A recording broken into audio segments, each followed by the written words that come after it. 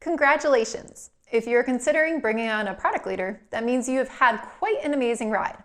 As a scale-up founder or CEO, you're at the helm of a rocket ship. Your revenue is growing, your team is rapidly expanding, and your customers are ready for what's next. Now, there's more on your plate.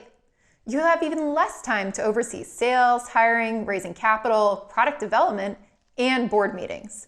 This is why you need a great product leader. You need someone else who obsesses over your product every single day, while you ensure that the company thrives. I know this can seem scary. You've spent so much time growing this company and this product. But don't think about this as giving up your baby to someone else. Think of it as finding a great co-parent. You are still in charge of the vision of this company, but you need someone else to share the load. Getting the right product leader at this stage is a game changer. They can give you a lot of leverage and acceleration. But not all product leaders are created equal, and it's even more important to find the right person for a scale-up. So that's what we're here to talk about today. How do you find the right person for your company and you? Before you can start searching for a candidate, you have to identify which level of scale-up product leader is right for your company. Vice President of Product or a Chief Product Officer.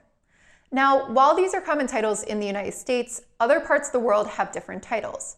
For example, Head of Product is much more common in Europe than a VP of Product. I'm going to use the US version of the titles here and in the next videos to illustrate the difference between levels, but keep this in mind as you start your search and consult with the Insight Talent team for help. Finding the right fit will mean someone who has both the relevant experience for your situation and the skill set to lead product management. When we think about product management skills, there are three areas we need to evaluate: tactical, operational, and strategic. Team-level product managers tend to be mostly tactical.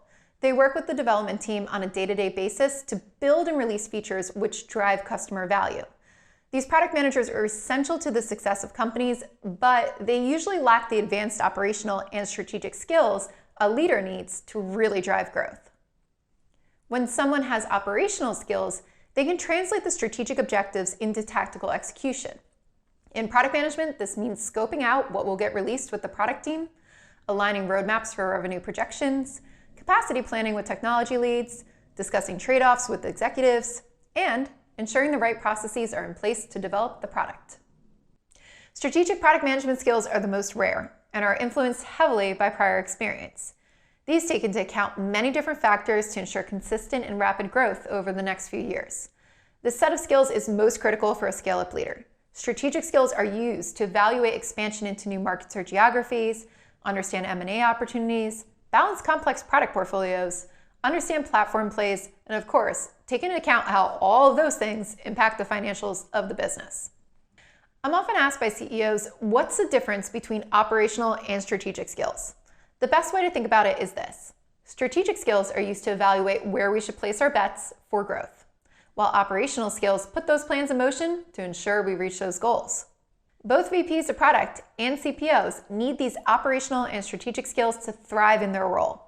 When evaluating people, you want to make sure they are excellent in these key areas: product strategy, roadmaps and prioritization, product management processes, people management and leadership, and go-to-market and sales enablement. No matter whether you're hiring a CPO or a VP, if they cannot help craft a baseline product strategy for at least one product and put together a roadmap aligned to business goals, they do not have the skills to succeed. So now let's look at the difference between these two levels. Scale-up VPs of product tend to skew more operational than strategic. Great ones will be about half and half.